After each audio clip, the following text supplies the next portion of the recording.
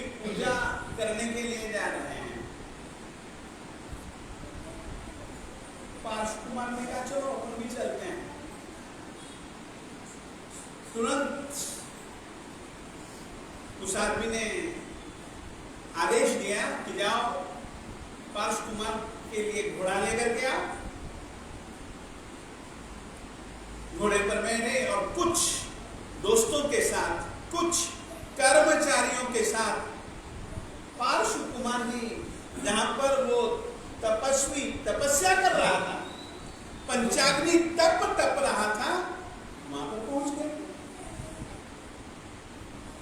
वहां पर जाकर के सब कुछ देखा।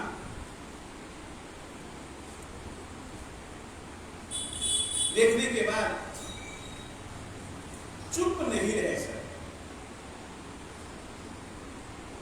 उन्होंने केवल चमड़े की आंखों से नहीं देखा, उन्होंने ज्ञान के नेत्र से देखा। चर्म चक्षुओं से देखने में और ज्ञान के चक्षुओं से देखने में बड़ा अंतर होता। फिर से कहना, इन चमड़े की आंखों से देखने में और ज्ञान के माध्यम से देखने में बहुत अंतर होता है। जैसे कि अभी मैं देखना चाहूं कि इस पट्टे के नीचे क्या स्थिति है, मैं देखना चाहूं, क्या देख सकता हूं? ऐसे देखो तो ये अवरोध, दीवार के पार क्या है, देखना चाहूं देख सकता हूं? नहीं, अवरोध है। अगर मुझको अवधि ज्ञान इतनी दूरी तक का हो चुका है तो चाहे बीच में दीवार आए, कुछ भी आए ना, मैं देख सकता हूं।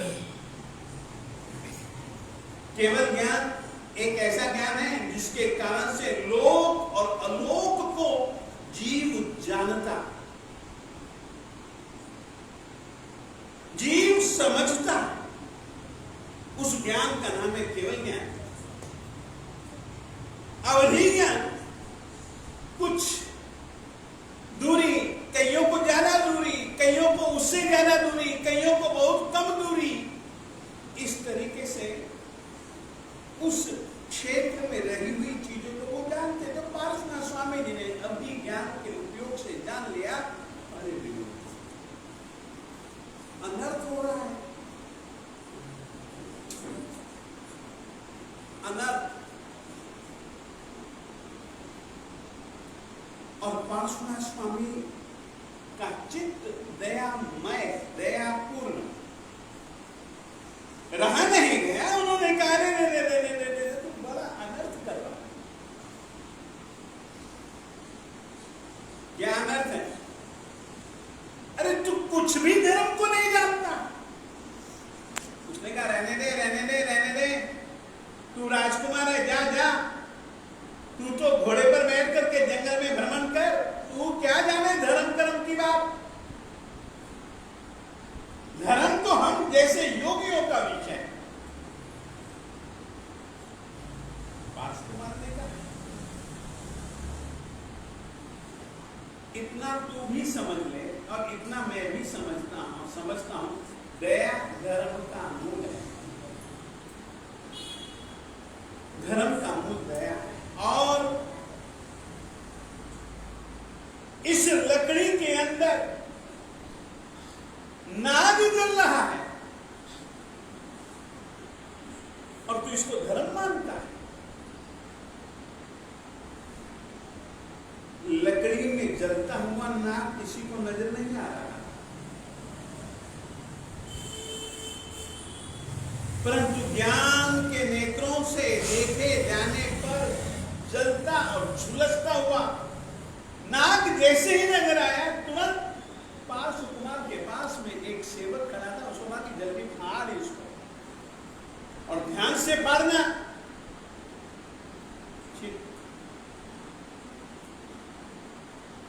फाड़ा। सारी दुनिया ने देखा कि अंदर से नाग झुलसता हुआ देखा। और उसी समय उसकी आत्मा को गिराने के लिए उसकी आत्मा को समाधिमय बनाने के लिए पार्श्व कुमार स्वामी जी ने, पार्श्व कुमार ने सेवक को कहा, अरे इसको नवकार मंत्र सुना। अब याद रखिए, नवकार मंत्र में क्या है? हमारे उपास्य है, अरिहंत अपना उपास्य है, सिद्ध अपना उपास्य है, आचार्य उपाध्याय साधु ये अपने उपास्य हैं। फिर से सुनिए, ये मैं तुमको उपासना क्या चीज है, उपास्य क्या तत्व है और इसकी उपासना किस ढंग से होती है, ये समझाना चाहता हूं। नवकार मंत्र सुना, नवकार मंत्र में कुछ नहीं है, केवल उपास्य है और उपासक के प्रति उपासना का तरीका। फिर से कहना है, नवकार मंत्र में और कुछ नहीं है, केवल अपने उपास्य हैं और उपास्य उपासना का तरीका है। और सेवक ने नमो अरिहंत बोलना चाहा, झुलसते नाक को बचाया तो जा नहीं सकता था, मगर उसको संवारा जा सकता था। वो दुर्गति में न जाए उसके लिए प्रयास किया जा सकता है। नमो अरिहंत। अब देखिएगा, उपासना के दो ढंग, एक तो केवल शब्द सुनना, हम लोग शब्द रखते हैं, नमो अरिहंतानम, नमो सिद्धानम, नमो आचार्यानम, नमो उपाध्यायानम, नमो रोहि सर्वसर्वपदेशो पंचम, नमो काल सब पावक पनासनो मोलानम जगत सत्य ब्रह्म मोलिंगल, माला गिनते हैं। एक तो ये उपासना का तरीका, मगर ये बहुत शुरुआती तरीका है। फिर से कहना, पढ़ाई तो पहले की भी है, पढ़ाई तो एमए पता नहीं किस किस तरीके की भी पढ़ाई, ये शुरुआती तरीका है। इस तरीके से नमस्कार महामंत्र गिनना बहुत शुरुआती तरीका है, केजी का पाठ। और नमो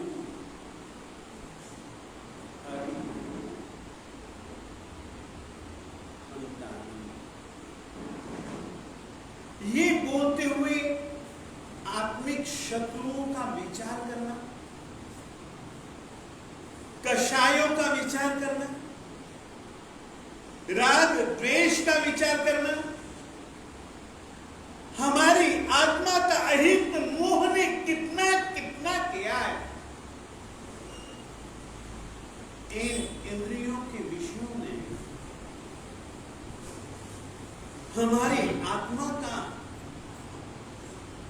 अहित कितना कितना किया है, वो विचार करके यदि तुम उन विषयों के अधीन न बनने वाले, उस मन वाणी काया के अधीन न बनने वाले, बल्कि इनके विषयों का हनन कर दिया जिन्होंने, इंद्रियां हैं मगर इंद्रियों का उस रीति का कोई उपयोग नहीं है जिस तरीके से एक भोगी आदमी करता है। फिर से कहना चाहिए, इंद्रियां मिट्टी थोड़ी ना है,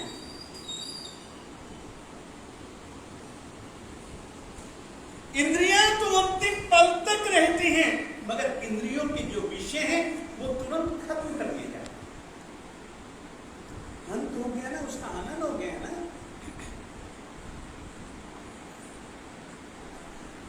मन है, मन से हम हर तरीके का पाप करते हैं। अरे ये पाप प्रवृत्तियां शत्रु हैं। अब परमात्मा के पास मन तो है, मगर मन में ऐसी कोई भी प्रवृत्ति नहीं जिसको कि तुम पाप कह सको। याद रखो मेरे देवताओं, अरिहंत परमात्मा का एक ही संकल्प होता है, साबज्जम योगम पच्चम। मैं मन वचन काया से किसी भी प्रकार की पाप प्रवृत्ति न करूंगा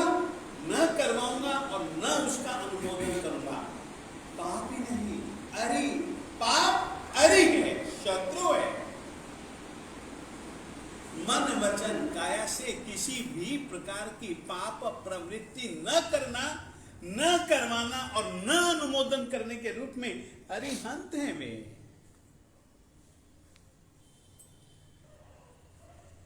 कषायों ने अहित किया है, इंद्रियों के विषयों ने अहित किया है, हमारी मिथ्या धारणाओं ने हमारा अहित किया है। आत्मा को छोड़कर के दूसरे भावों में रमणता ने हमारा अहित किया है।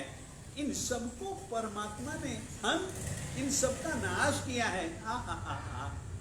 मैं शत्रुओं के अधीन, वे शत्रु विजयी, शत्रुओं पर विजय पाने वाले।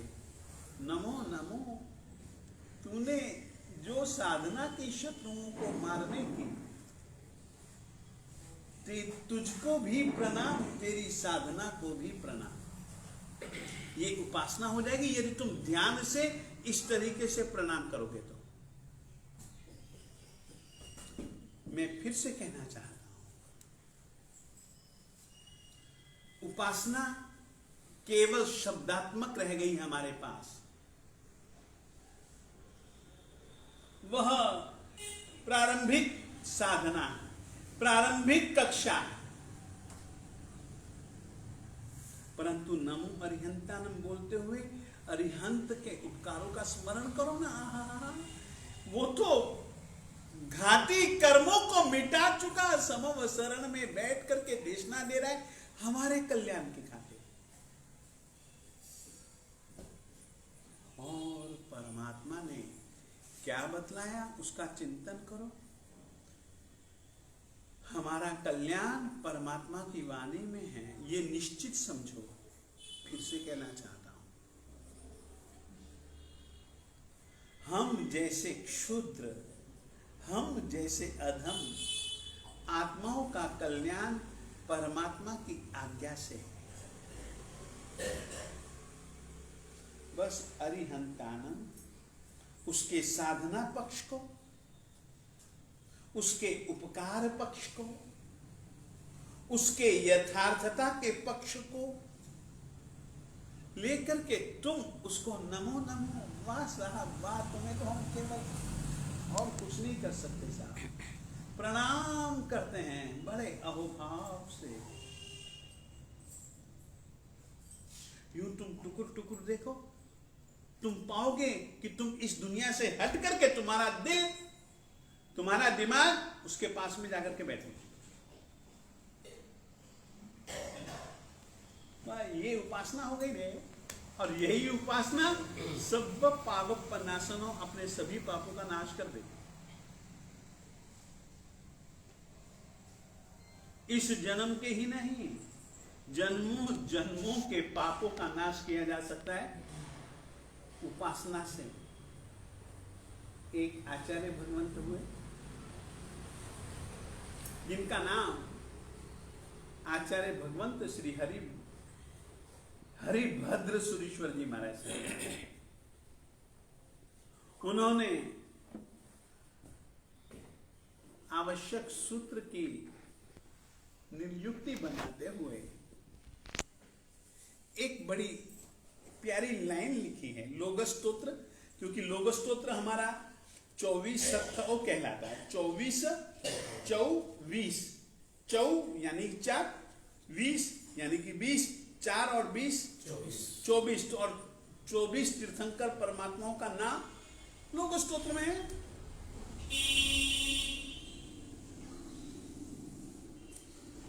उसके माध्यम से उसकी टीका करते हुए उन्होंने लिखा है कि 24 तीर्थंकर भगवंतों की भक्ति क्यों करते हो तुम लोग।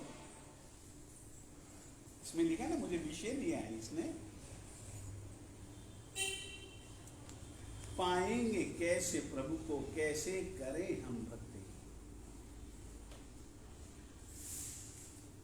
वहां पर आचार्य हरिभद्र सुरीश्वर दादा बड़ी प्यारी बात कहते हैं। भक्ति कैसे करनी है वो तुम छोड़ो, पहले तो तुम भक्ति का परिणाम जानो।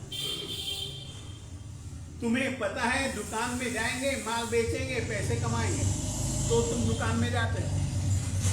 तुम्हें पता है भूख लगी है,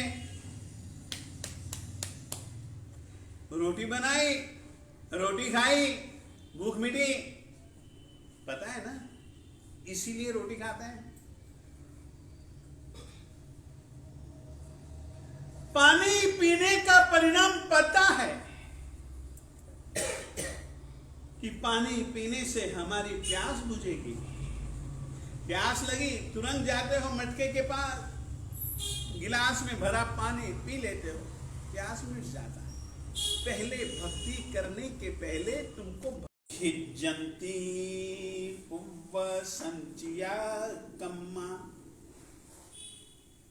भक्ति जिणवराणम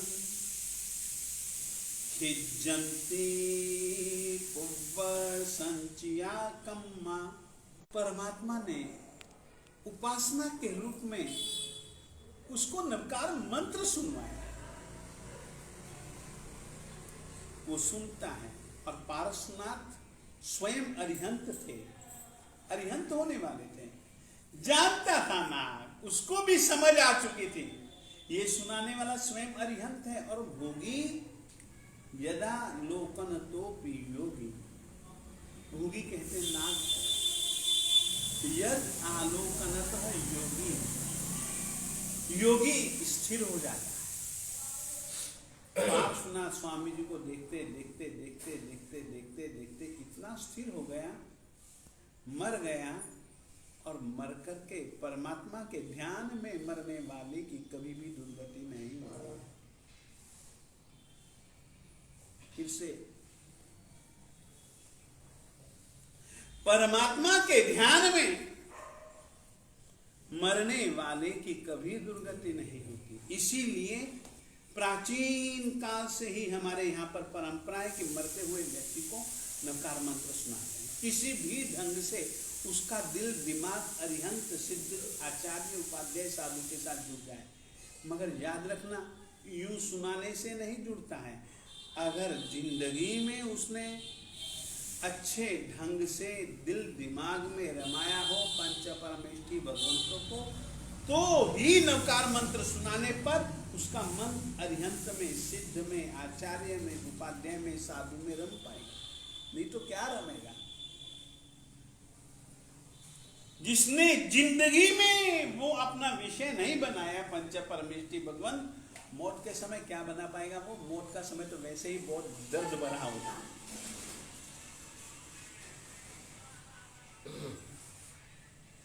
जिंदगी में जिसने समाधि का अध्ययन नहीं किया, मौत के समय अरिहंत में कैसे उसकी समाधि लग पाएगी? इसीलिए मेरे देवताओं, हम तुमसे कहना चाहते हैं, कोई भाग्यशाली हो, लग जाए बहुत अच्छी बात है। और पार्श्वनाथ स्वामी जी के ध्यान से, पार्श्वनाथ स्वामी जी की छत्र छाया से उसका तो कल्याण हो गया। वो त्रियंश था, मर करके देवता बन गया। कितना विकास, कितना विकास। और वो धर्मेंद्र ऐसा बना, हमेशा परमात्मा के साथ रहने का अभ्यासी बन गया। तुमको पता है, यहां पर एक मंदिर है परमात्मा श्री पार्श्वनाथ स्वामी जी का। उस पर वो एक नागफण है, देखना कभी, हमने तो फोटो ही देखा। नागफण है, वो नागफण कुछ नहीं है, धर्मेंद्र देवता का एक स्वरूप है। क्यों? क्योंकि वो नाग बना, वो नाग लोक का देवता बना। ये उपासना का परिणाम है मेरे देवताओं। हमारा चित्त पवित्र बनता है, हमारा ध्यान स्थिर बनता है या? तुम्हारे कैथल में ही है। ये उपासना की पद्धति है। अब वो उनका साथ ही नहीं छोड़ता है। लोग कितना मस्त बना होगा वो परमात्मा को देखते देखते। अतः जिंदगी में तुम लोग यदि आत्म विकास चाहते हो, अरिहंत की भक्ति करते करते यदि अरिहंत बनना तुम्हारा लक्ष्य है तो अरिहंत की भक्ति करो, अरिहंत का ध्यान करो, अरिहंत की पूजा करो। अरिहंत कैसे बनाए वे उसका चिंतन करो, तो उपासना में एक रस पैदा हो जाएगा और यही उपासना हमें और आप लोगों को ऊंचा उठा देगी, और कभी कभी तो ऐसा ऊंचा उठाएगी कि उसमें और अपन में कोई भेद नहीं रहेगा। हम गंदे नाले, परमात्मा गंगा नदी, मिलना तो पड़ेगा, मिले बिना तो वो गंदा नाला कभी गंगा नदी नहीं बनेगा। और गंदे नाले के दिली तमन्ना है गंगा बन जाने की, तो बहना पड़ेगा, उसकी तरफ बहना पड़ेगा, जहां है वहीं से उसको बहना पड़ेगा। बहने का नाम है उपासना पद्धति। उसके पास में जाना, उसके पास में होना, नजदीक नजदीक और नजदीक हो जाना, ये उपासना है। और उपासना करते करते उपास्य और उपासक जब एक हो जाता है तब परमात्मा स्वरूप को हम पा जाते हैं। वो तो है ही, हम पा सकते हैं। अतः जिंदगी में जितना भी हो सके खूब खूब नमस्कार महामंत्र की उपासना करो, सब अरिहंतों की भक्ति करो। कित्तीय वंदीय महिया, उसका कीर्तन गाओ। महिया कित्तीय वंदीय, उसको खूब खूब वंदन करो। महिया, उसकी पूजा करो। इस तरीके से मेरे देवता अपन लोग उपासना करते करते हम उपासक उपास्य के नजदीक भी बनते हैं, और धीरे धीरे धीरे धीरे यदि कभी हो गई उसकी कृपा तो उसके जैसे हम भी बन सकते हैं। अतः हम आप लोगों से आज है, कल हम कैथल में आए।